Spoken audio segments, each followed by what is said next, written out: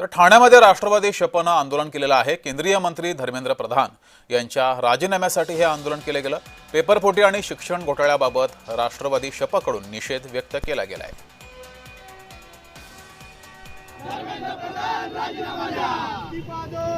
ढूंढ में हम रास्ता ढूंढते, सवाल हम पूछते, जवाब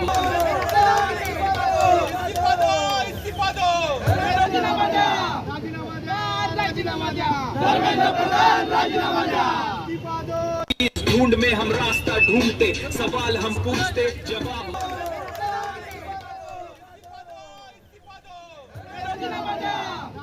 ढूंढ में हम रास्ता ढूंढते, सवाल हम पूछते।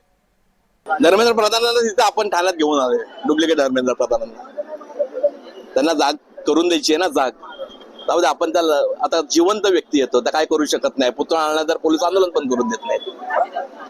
काय सरकार हमसे डरते पुलिस को आगे करती हे या भारतात चालू आहे। दिल्ली पुण्यानंतर आता ह्या कुठल्या दुसऱ्या शहरात आंदोलन करण्यात येईल असं 100% जिथे जिथे आंदोलन होईल तिथे तिथे राष्ट्रवादी युवक काँग्रेस पोचलेली असते।